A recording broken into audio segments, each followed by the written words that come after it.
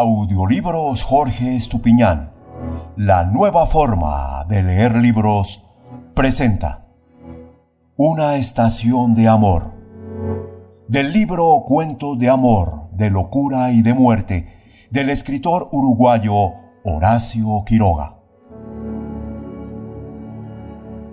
Capítulo número 1. Primavera.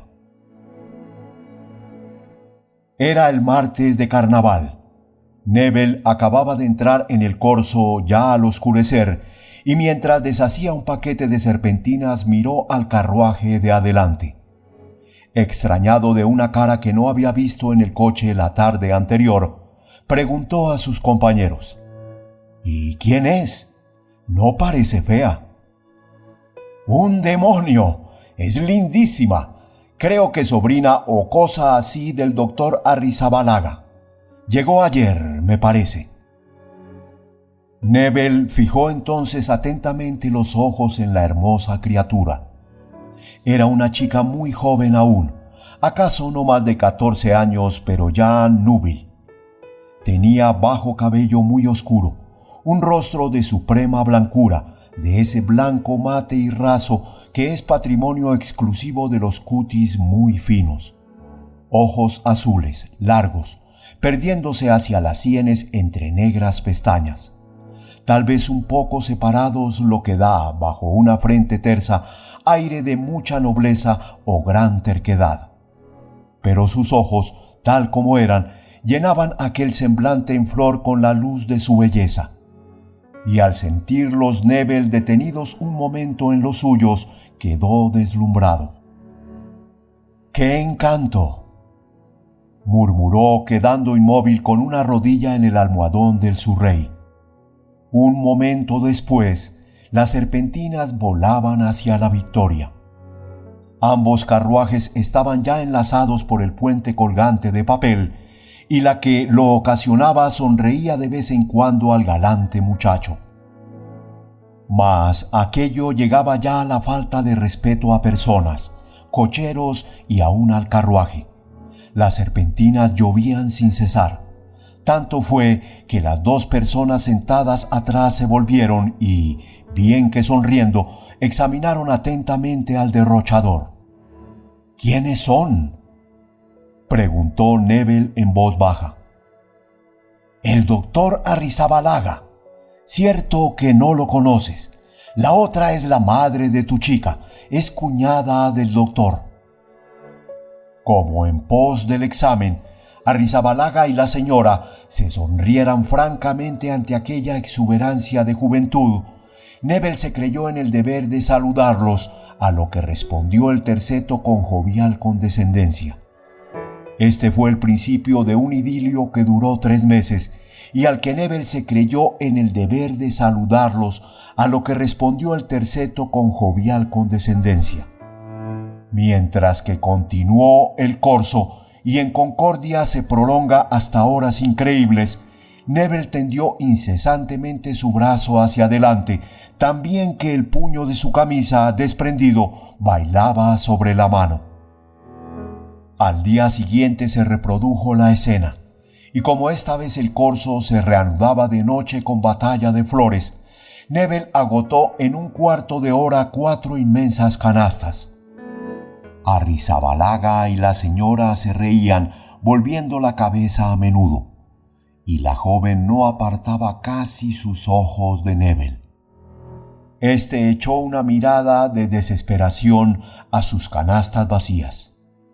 Mas sobre el almohadón del surrey quedaba aún uno, un pobre ramo de siemprevivas y jazmines del país. Nebel saltó con él sobre la rueda del surrey, dislocóse casi un tobillo y corriendo a la Victoria, jadeante, empapado en sudor y con el entusiasmo a flor de ojos, tendió el ramo a la joven. Ella buscó atolondradamente otro, pero no lo tenía. Sus acompañantes se reían. «¡Pero loca!», le dijo la madre señalándole el pecho. «¡Ahí tienes uno!». El carruaje arrancaba al trote.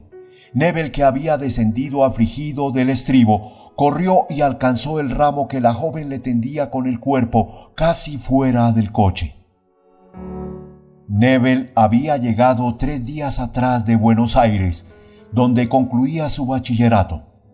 Había permanecido allá 7 años, de modo que su conocimiento de la sociedad actual de Concordia era mínimo. Debía quedar aún 15 días en su ciudad natal, disfrutados no en pleno sosiego de alma, sino de cuerpo.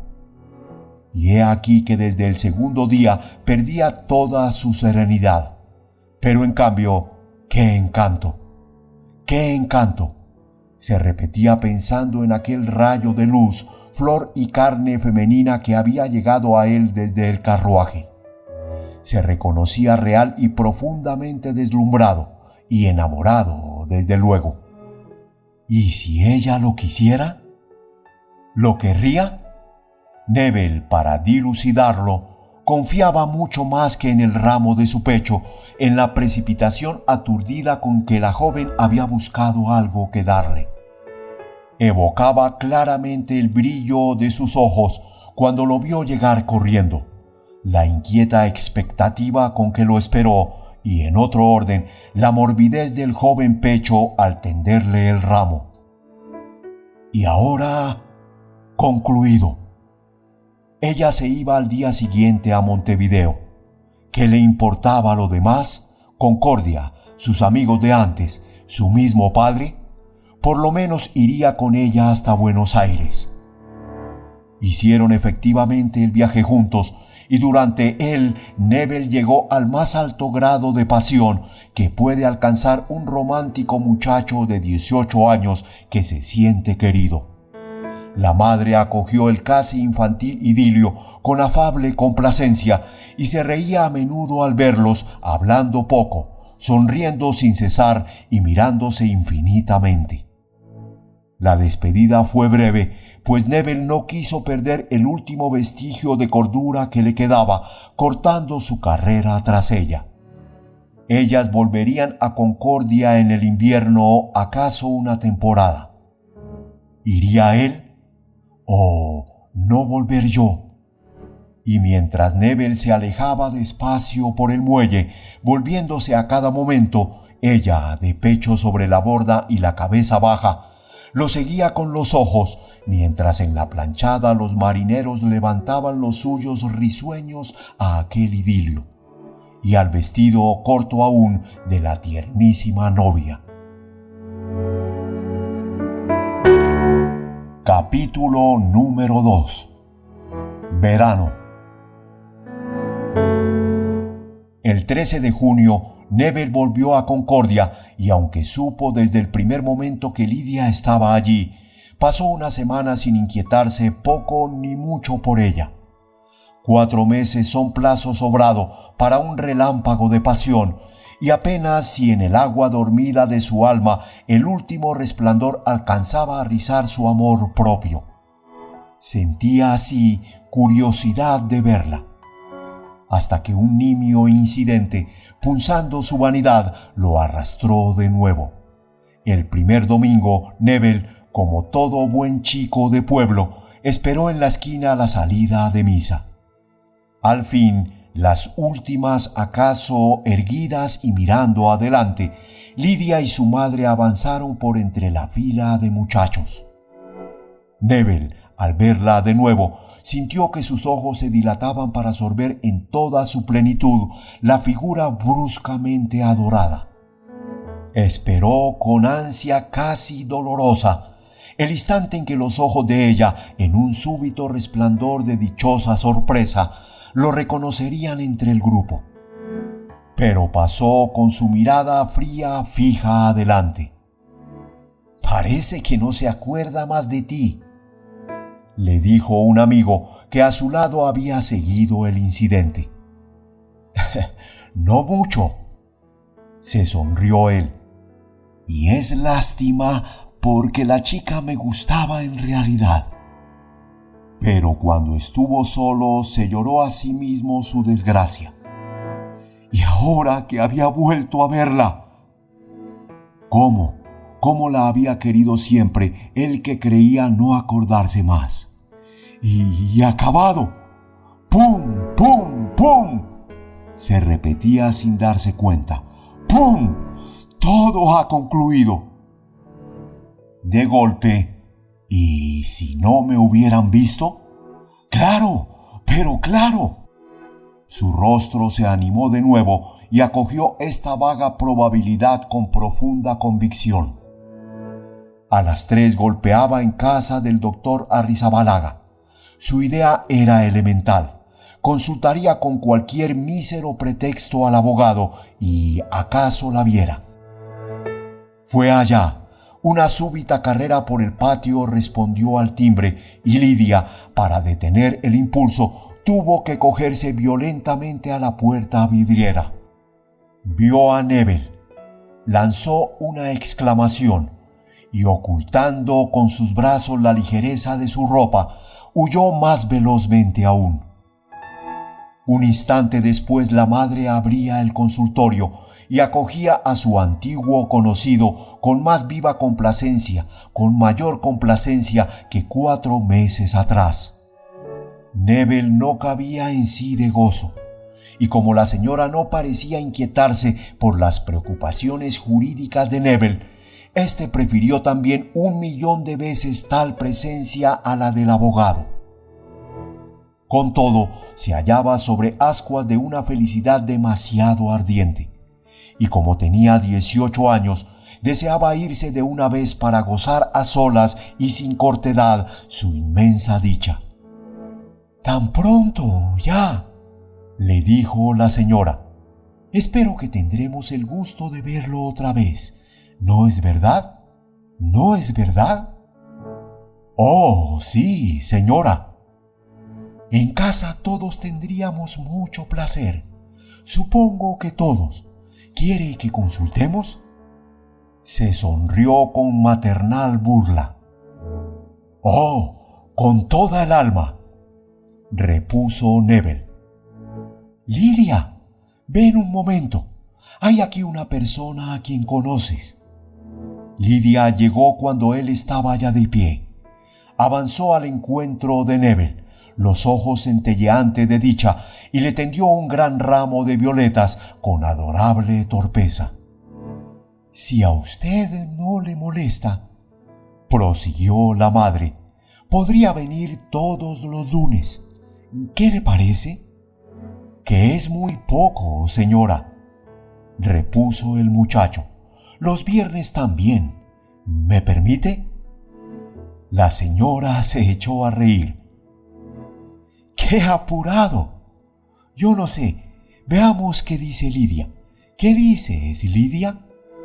La criatura, que no apartaba sus ojos rientes de Neville, le dijo: «Sí», en pleno rostro, puesto que a él debía su respuesta. «Muy bien. Entonces hasta el lunes, Neville». Neville objetó: «¿No me permitiría venir esta noche? Hoy es un día extraordinario». «Bueno, esta noche también. Acompáñalo, Lidia». Pero Neville, en loca necesidad de movimiento, se despidió allí mismo y huyó con su ramo, cuyo cabo había deshecho casi, y con el alma proyectada al último cielo de la felicidad. Durante 2 meses, en todos los momentos en que se veían, en todas las horas que los separaban, Neville y Lidia se adoraron.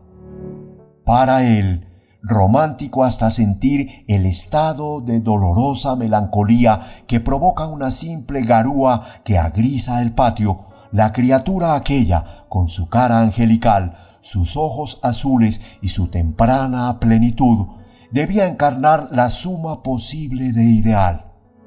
Para ella, Neville era varonil, buen mozo e inteligente. No había en su mutuo amor más nube que la minoría de edad de Neville. El muchacho, dejando de lado estudios, carreras y demás superfluidades, quería casarse. Como probado, no había sino 2 cosas: que a él le era absolutamente imposible vivir sin Lidia y que llevaría por delante cuanto se opusiese a ello. Presentía, o más bien dicho sentía, que iba a escollar rudamente.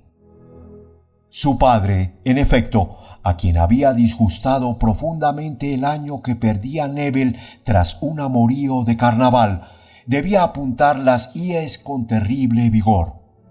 A fines de agosto habló un día definitivamente a su hijo. «Me han dicho que sigues tus visitas a lo de Arrizabalaga. ¿Es cierto? Porque tú no te dignas decirme una palabra». Neville vio toda la tormenta en esa forma de dignidad y la voz le tembló un poco al contestar. «Si no te dije nada, papá, es porque sé que no te gusta que te hable de eso». «Bah, ¿cómo gustarme? Puedes, en efecto, ahorrarte el trabajo. Pero quisiera saber en qué estado estás. ¿Vas a esa casa como novio?» «Sí». «¿Y te reciben formalmente?» «Creo que sí». El padre lo miró fijamente y tamborileó sobre la mesa. «Está bueno. Muy bien. Óyeme, porque tengo el deber de mostrarte el camino. ¿Sabes tú bien lo que haces? ¿Has pensado en lo que puede pasar?» ¿Pasar? ¿Qué? «Que te cases con esa muchacha.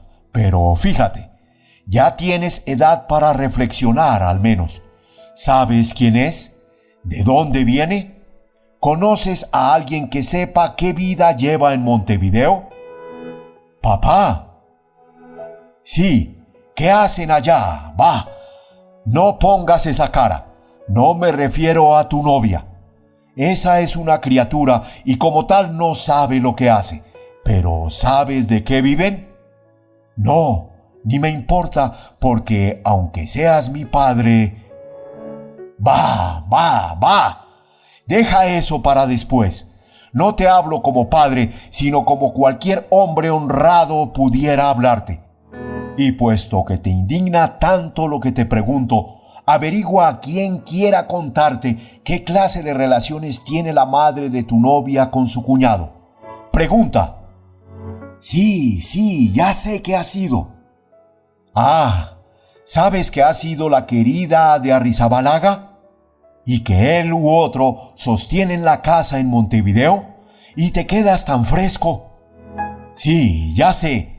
Tu novia no tiene nada que ver con esto. Ya sé. No hay impulso más bello que el tuyo. Pero anda con cuidado porque puedes llegar tarde. No, cálmate. No tengo ninguna idea de ofender a tu novia. Creo, como te he dicho, que no está contaminada aún por la podredumbre que la rodea. Pero si la madre te la quiere vender en matrimonio, o más bien a la fortuna que vas a heredar cuando yo muera, dile que el viejo Neville no está dispuesto a esos tráficos y que antes se lo llevará el diablo que consentir en ese matrimonio. Nada el diablo que consentir en eso. Nada más te quería decir». El muchacho quería mucho a su padre, a pesar del carácter de éste. Salió lleno de rabia por no haber podido desahogar su ira, tanto más violenta cuanto que él mismo la sabía injusta. Hacía tiempo ya que no lo ignoraba. La madre de Lidia había sido querida de Arrizabalaga en vida de su marido, y aún 4 o 5 años después. Se veían aún de tarde en tarde, pero el viejo libertino, arrebujado ahora en su artritis de solterón enfermizo, distaba mucho de ser respecto de su cuñada lo que se pretendía. Y si mantenía el tren de madre e hija, lo hacía por una especie de agradecimiento de ex amante y sobre una especie de compasión y sobre todo para autorizar los chismes actuales que hinchaban su vanidad.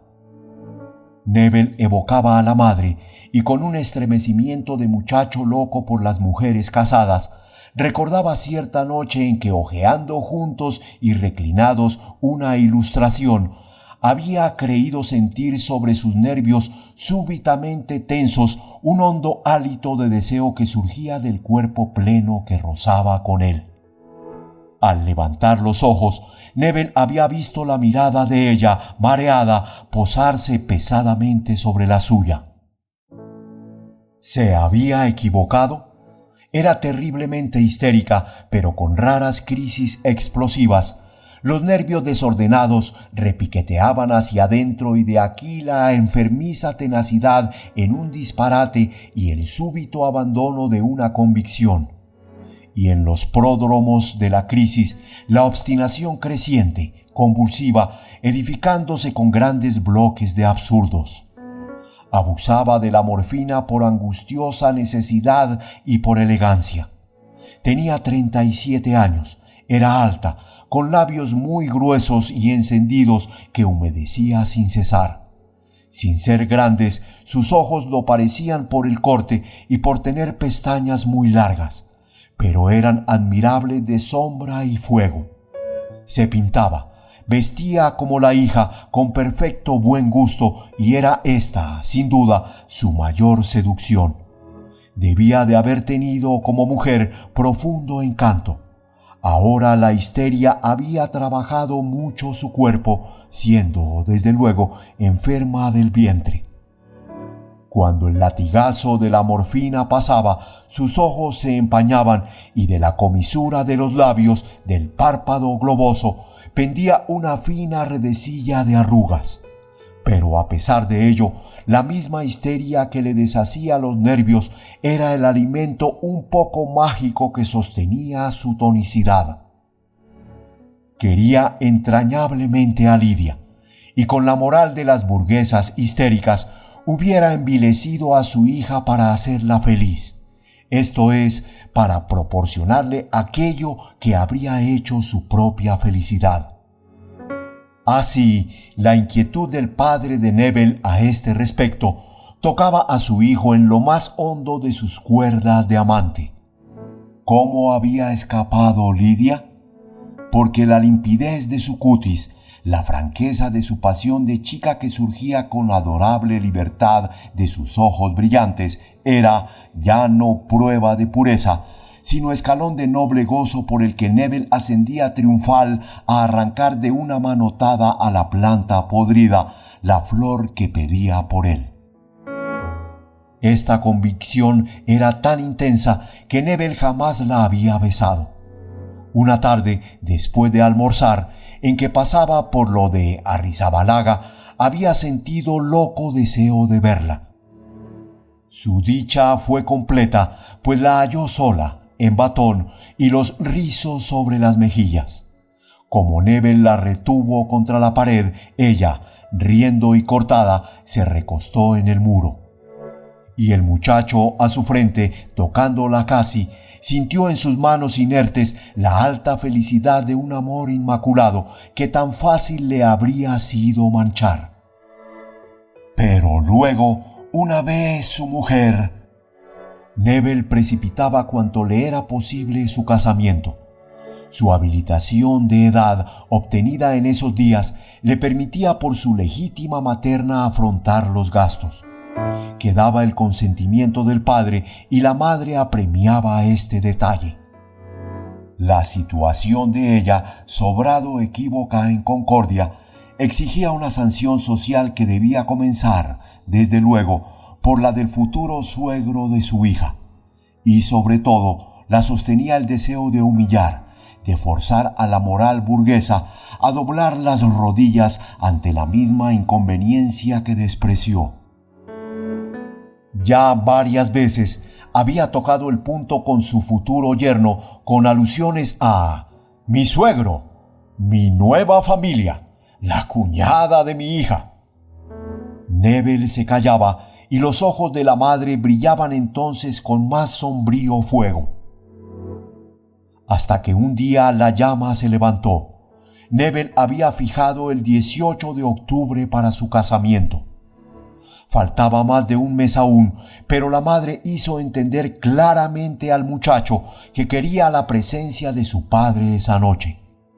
«Será difícil». dijo Neville después de un mortificante silencio. Le cuesta mucho salir de noche. No sale nunca. ¡Ah!, exclamó solo la madre, mordiéndose rápidamente el labio. Otra pausa siguió, pero esta ya de presagio. Porque usted no hace un casamiento clandestino, ¿verdad? ¡Oh! Se sonrió difícilmente Neville. Mi padre tampoco lo cree. ¿Y entonces? Nuevo silencio, cada vez más tempestuoso. ¿Es por mí que su señor padre no quiere asistir?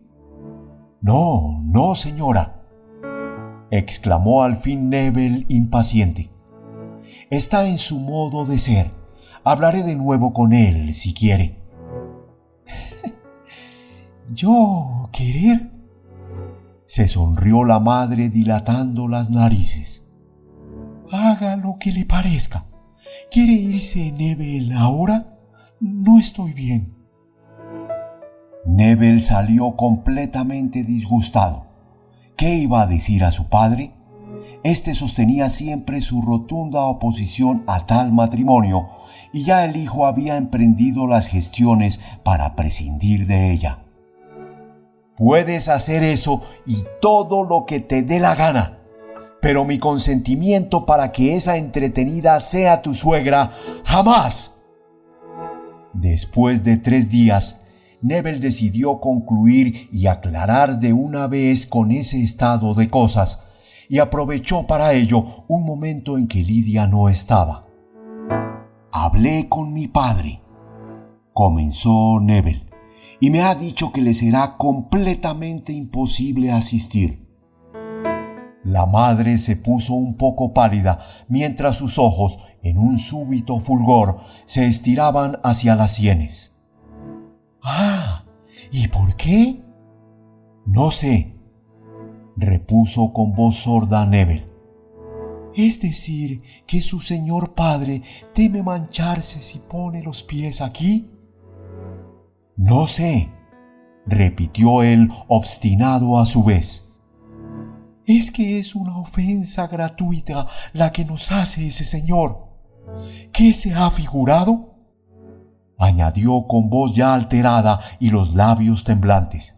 ¿Quién es él para darse ese tono?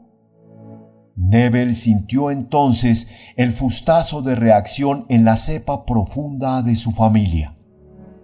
¿Qué es? No sé, repuso con la voz precipitada a su vez. Pero no solo se niega a asistir, sino que tampoco da su consentimiento. ¿Qué? ¿Que se niega? ¿Y por qué? ¿Quién es él, el más autorizado para esto? Neville se levantó. Usted no. Pero ella se había levantado también. Sí, él. Usted es una criatura. Pregúntele de dónde ha sacado su fortuna robada a sus clientes. ¿Y con esos aires? Su familia irreprochable, sin mancha, se llena la boca con eso. ¿Su familia? Dígale que le diga cuántas paredes tenía que saltar para ir a dormir con su mujer antes de casarse. Sí, y me viene con su familia. Muy bien, váyase. Estoy hasta aquí de hipocresías. Que lo pase bien. Neville vivió 4 días en la más honda desesperación. ¿Qué podía esperar después de lo sucedido? Al 5º y al anochecer recibió una esquela. Octavio. Lidia está bastante enferma y solo su presencia podría calmarla. María S. de Arrizabalaga. Era una treta, no ofrecía duda. Pero si su Lidia en verdad... Fue esa noche y la madre lo recibió con una discreción que asombró a Neville, sin afabilidad excesiva ni aire tampoco de pecadora que pide disculpas. Si quiere verla. Neville entró con la madre y vio a su amor adorado en la cama, el rostro con esa frescura sin polvos que dan únicamente los 14 años y las piernas recogidas. Se sentó a su lado y en balde la madre esperó a que se dijeran algo. No hacían sino mirarse y sonreír. De pronto, Neville sintió que estaban solos y la imagen de la madre surgió nítida. Se va para que en el transporte de mi amor reconquistado pierda la cabeza y el matrimonio sea así forzoso. Pero en ese cuarto de hora de goce final que le ofrecían adelantado a costa de un pagaré de casamiento, el muchacho de 18 años sintió, como otra vez contra la pared, el placer sin la más leve mancha de un amor puro en toda su aureola de poético idilio. Solo Neville pudo decir cuán grande fue su dicha recuperada en pos del naufragio. Él también olvidaba lo que fuera en la madre explosión de calumnia, ansia rabiosa de insultar a los que no lo merecen, pero tenía la más fría decisión de apartar a la madre de su vida una vez casados. El recuerdo de su tierna novia, pura y riente en la cama que se había descendido una punta para él, encendía la promesa de una voluptuosidad íntegra a la que no había robado prematuramente el más pequeño diamante. A la noche siguiente, al llegar a lo de Arrizabalaga, Neville halló el zaguán oscuro. Después de largo rato, la sirvienta entreabrió la ventana. ¿Han salido?, preguntó él extrañado. No, se van a Montevideo. Han ido al Salto a dormir a bordo. ¡Ah!, murmuró Neville aterrado. Tenía una esperanza aún. ¿El doctor? ¿Puedo hablar con él? No está. Se ha ido al club después de comer. Una vez solo en la calle oscura, Neville levantó y dejó caer los brazos con mortal desaliento. Se acabó todo. Su felicidad, su dicha reconquistada un día antes, perdida de nuevo y para siempre.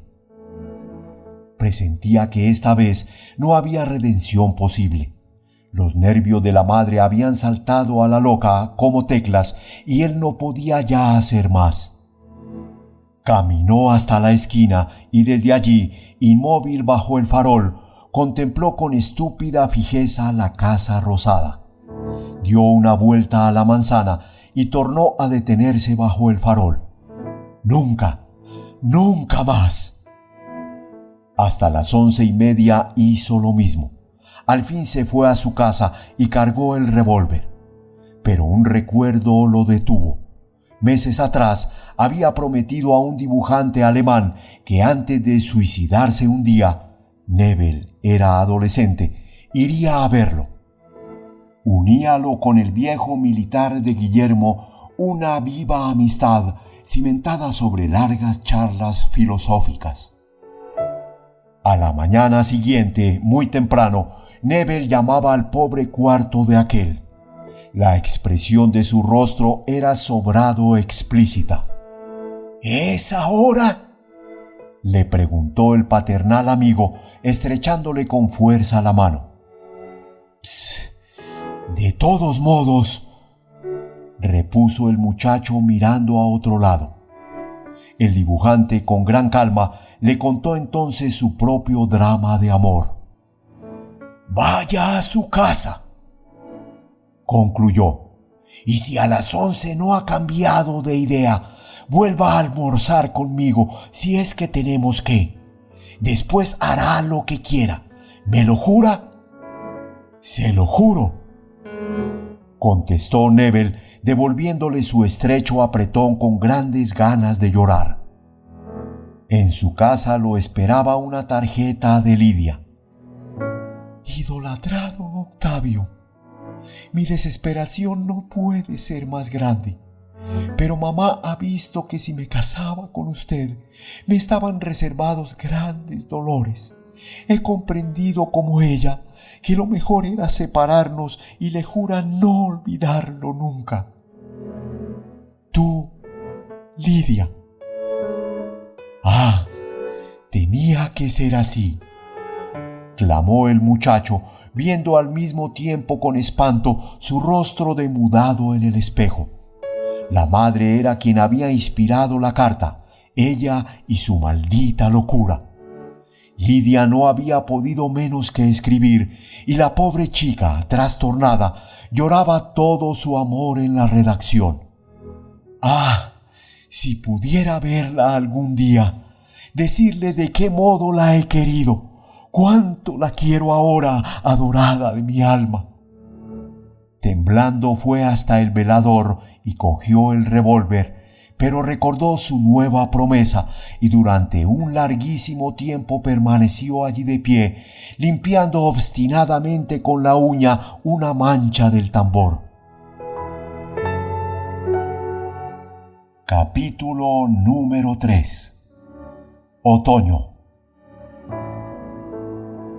Una tarde en Buenos Aires, acababa Nébel de subir al tranvía cuando el coche se detuvo un momento más del conveniente y Nébel, que leía, volvió al fin la cabeza.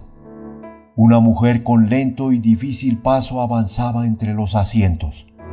Tras una rápida ojeada a la incómoda persona, Nébel reanudó la lectura. La dama se sentó a su lado y al hacerlo miró atentamente a su vecino. Nébel, aunque sentía de vez en cuando la mirada extranjera posada sobre él, prosiguió su lectura, pero al fin se cansó y levantó el rostro extrañado. «Ya me parecía que era usted», exclamó la dama. «Aunque dudaba aún, no me recuerda, ¿no es cierto?» «Sí», repuso Nébel abriendo los ojos. «La señora de Arrizabalaga». Ella vio la sorpresa de Nébel y sonrió con aire de vieja cortesana que trata aún de parecer bien a un muchacho. De ella, cuando Nébel la conoció 11 años atrás, solo quedaban los ojos, aunque más hundidos y ya apagados. El cutis amarillo con tonos verdosos en las sombras se resquebrajaba en polvorientos surcos. Los pómulos saltaban ahora y los labios, siempre gruesos, pretendían ocultar una dentadura del todo cariada. Bajo el cuerpo demacrado se veía a la morfina corriendo por entre los nervios agotados y las arterias acuosas, hasta haber convertido en aquel esqueleto a la elegante mujer que un día hojeó la ilustración a su lado. «Sí, estoy muy envejecida y enferma. He tenido ya ataques a los riñones.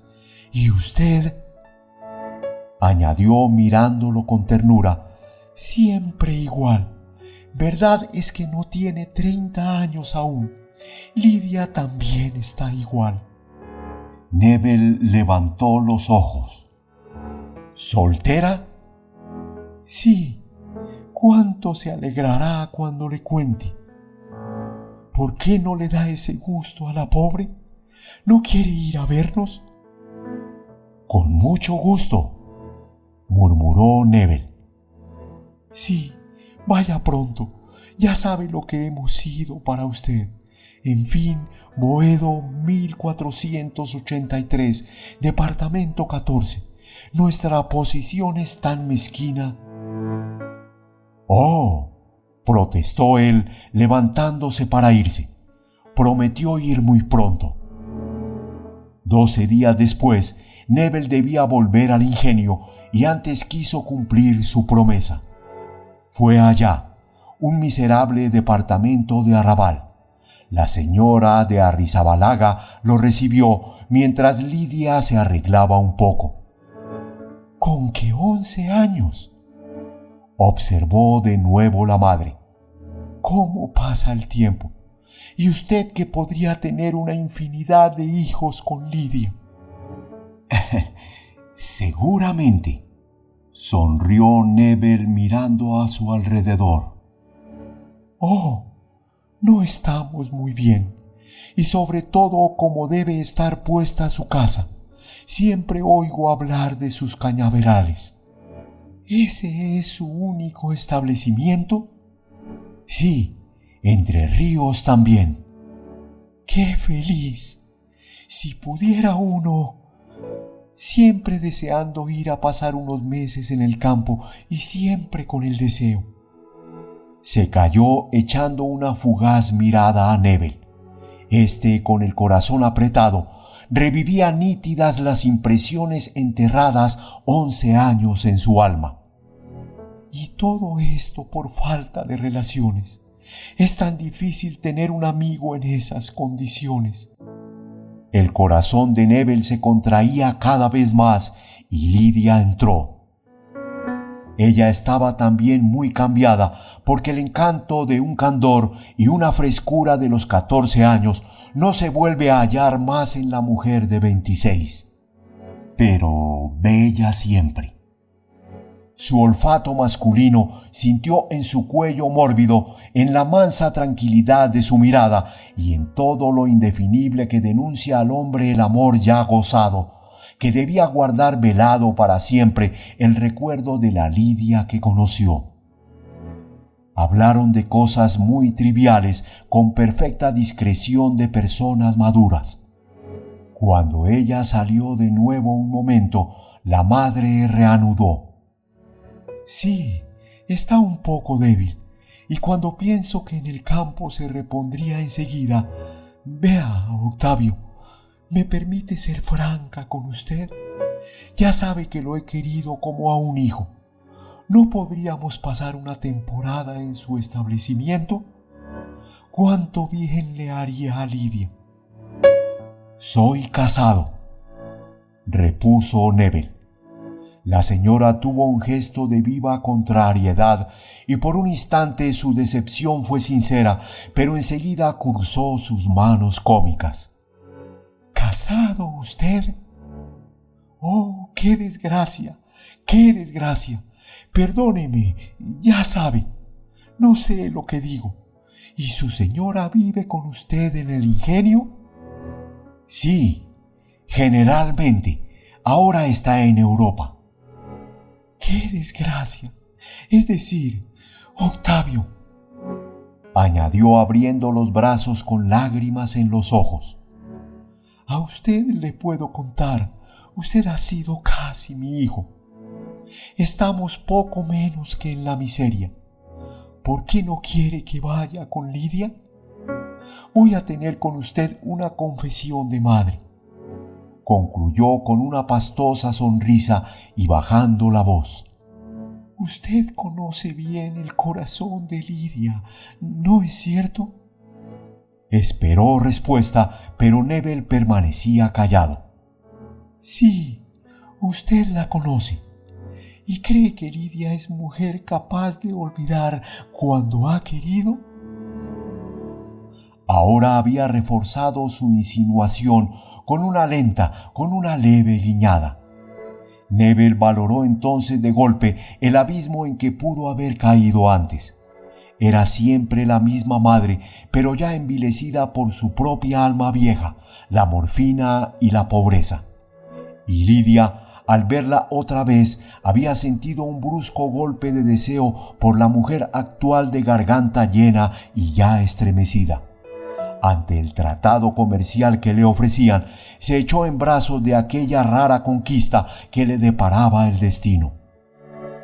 ¿No sabes, Lidia?, prorrumpió la madre alborozada al volver a su hija.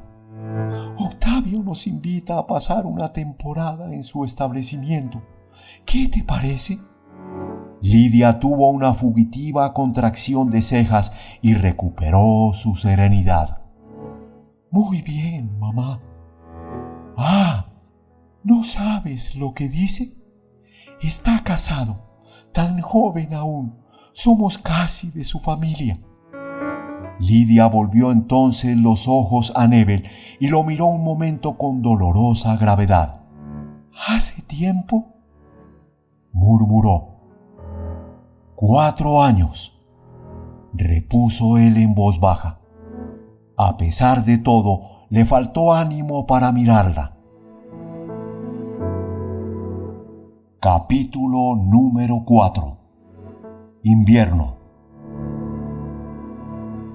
No hicieron el viaje juntos por un último escrúpulo de Neville en una línea donde era muy conocido, pero al salir de la estación subieron todos en el break de la casa.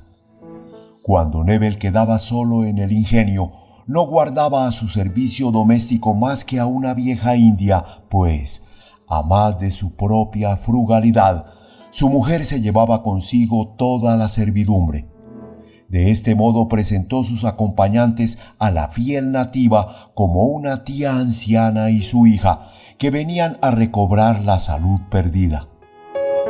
Nada más creíble, por otro lado, pues la señora decaía vertiginosamente. Había llegado deshecha, el pie incierto y pesadísimo, y en sus facies angustiosa la morfina, que había sacrificado 4 horas seguidas a ruego de Neville, pedía a gritos una corrida por dentro de aquel cadáver viviente. Neville, que cortara sus estudios a la muerte de su padre, sabía lo suficiente para prever una rápida catástrofe. El riñón, íntimamente atacado, tenía a veces paros peligrosos que la morfina no hacía sino precipitar. Ya en el coche, no pudiendo resistir más, la dama había mirado a Neville con tránsida angustia. Si me permite, Octavio, no puedo más. Lidia, ponte delante. La hija tranquilamente ocultó un poco a su madre y Neville oyó el crujido de la ropa violentamente recogida para pinchar el muslo. Los ojos se encendieron y una plenitud de vida cubrió como una máscara aquella cara agónica. Ahora estoy bien. ¡Qué dicha! Me siento bien. Debería dejar eso, dijo duramente Neville mirándola de costado. Al llegar estará peor. Oh, no. Antes morir aquí mismo. Neville pasó todo el día disgustado y decidido a vivir cuanto le fuera posible sin ver en Lidia y su madre más que 2 pobres enfermas. Pero al caer la tarde, y a ejemplo de las fieras que empiezan a esa hora a afilar las garras, el celo de varón comenzó a relajarle la cintura en lazos escalofríos. Comieron temprano, pues la madre quebrantada deseaba acostarse de una vez. No hubo tampoco medio de que tomara exclusivamente leche. ¡Uy! ¡Qué repugnancia! No la puedo pasar. ¿Y quiere que sacrifique los últimos años de mi vida ahora que podría morir contenta? Lidia no pestañeó. Había hablado con Neville pocas palabras y solo al fin del café la mirada de éste se clavó en la de ella, pero Lidia bajó la suya enseguida. 4 horas después, Neville abría sin ruido la puerta del cuarto de Lidia. ¿Quién es? Sonó de pronto la voz azorada. «Soy yo», murmuró apenas Neville. Un movimiento de ropas, como el de una persona que se sienta bruscamente en la cama, siguió a sus palabras y el silencio reinó de nuevo. Pero cuando la mano de Neville tocó en la oscuridad un brazo fresco, el cuerpo tembló entonces en una honda sacudida. Luego, inerte al lado de aquella mujer que ya había conocido el amor antes de que él llegara, subió de lo más recóndito del alma de Neville el santo orgullo de su adolescencia de no haber tocado jamás, de no haber robado ni un beso siquiera a la criatura que lo miraba con radiante candor. Pensó en las palabras de Dostoyevsky que hasta ese momento no había comprendido. Nada hay más bello y que fortalezca más en la vida que un recuerdo puro. Neville lo había guardado ese recuerdo sin mancha, pureza inmaculada de sus 18 años, y que ahora yacía allí, enfangada hasta el cáliz sobre una cama de sirvienta. Sintió entonces sobre su cuello 2 lágrimas pesadas, silenciosas. Ella a su vez recordaría, y las lágrimas de Lidia continuaban una tras otra, regando como una tumba el abominable fin de su único sueño de felicidad. Durante 10 días, la vida prosiguió en común, aunque Neville estaba casi todo el día afuera. Por tácito acuerdo, Lidia y él se encontraban muy pocas veces solos, y aunque de noche volvían a verse, pasaban aún entonces largo tiempo callados. Lidia misma tenía bastante que hacer cuidando a su madre postrada al fin. Como no había posibilidad de reconstruir lo ya podrido, y aún a trueque del peligro inmediato que ocasionara. Neville pensó en suprimir la morfina, pero se abstuvo una mañana que, entrando bruscamente en el comedor, sorprendió a Lidia que se bajaba precipitadamente las faldas. Tenía en la mano la jeringuilla y fijó en Neville su mirada espantada. «¿Hace mucho tiempo que usas eso?», le preguntó él al fin. «Sí», murmuró Lidia doblando en una convulsión la aguja. Neville la miró aún y se encogió de hombros. Sin embargo, como la madre repetía sus inyecciones con una frecuencia terrible para ahogar los dolores de su riñón que la morfina concluía de matar, Neville se decidió a intentar la salvación de aquella desgraciada, sustrayéndole la droga.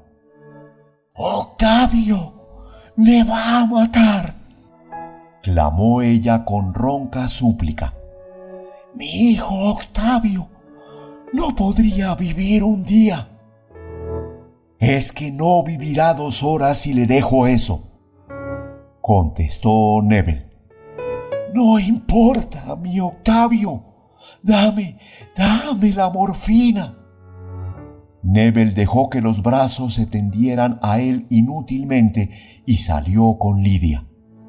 «¿Tú sabes la gravedad del estado de tu madre?». «Sí, los médicos me habían dicho». Él la miró fijamente. «Es que está mucho peor de lo que imaginas». Lidia se puso blanca y mirando afuera ahogó un sollozo mordiéndose los labios. «¿No hay médico aquí?», murmuró. «Aquí no, ni en 10 leguas a la redonda, pero buscaremos». Esa tarde llegó el correo cuando estaban solos en el comedor y Neville abrió una carta. «¿Noticias?», preguntó Lidia inquieta, levantando los ojos a él. «Sí», repuso Neville prosiguiendo la lectura. «¿Del médico?», volvió Lidia al rato más ansiosa aún. «No, de mi mujer», repuso él con la voz dura sin levantar los ojos. A las 10 de la noche, Lidia llegó corriendo a la pieza de Neville. «Octavio, mamá se muere». Corrieron al cuarto de la enferma. Una intensa palidez cadaverizaba ya el rostro. Tenía los labios desmesuradamente hinchados y azules, y por entre ellos se escapaba un remedo de palabra gutural y a boca llena. «Bla, bla, bla». Neville vio enseguida sobre el velador el frasco de morfina casi vacío.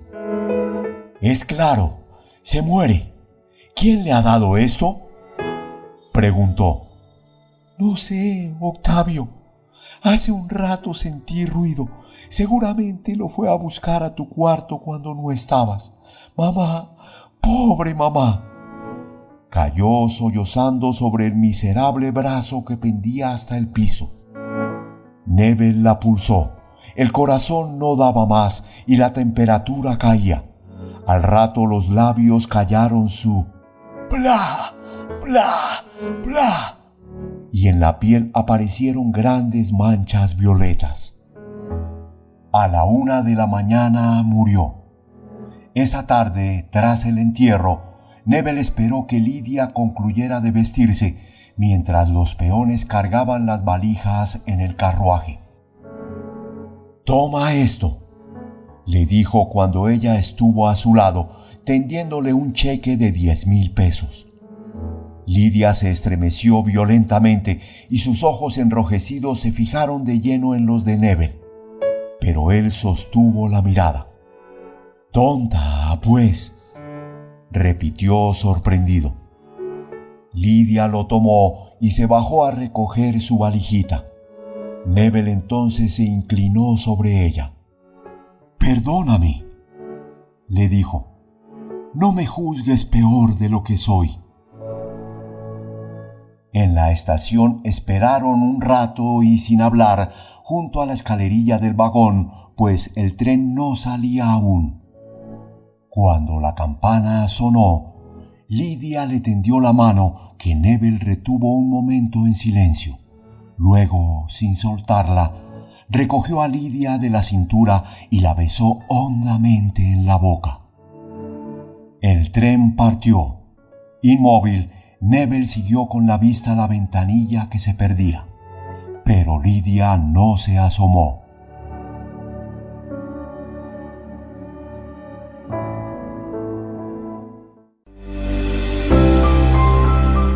Audiolibros Jorge Estupiñán.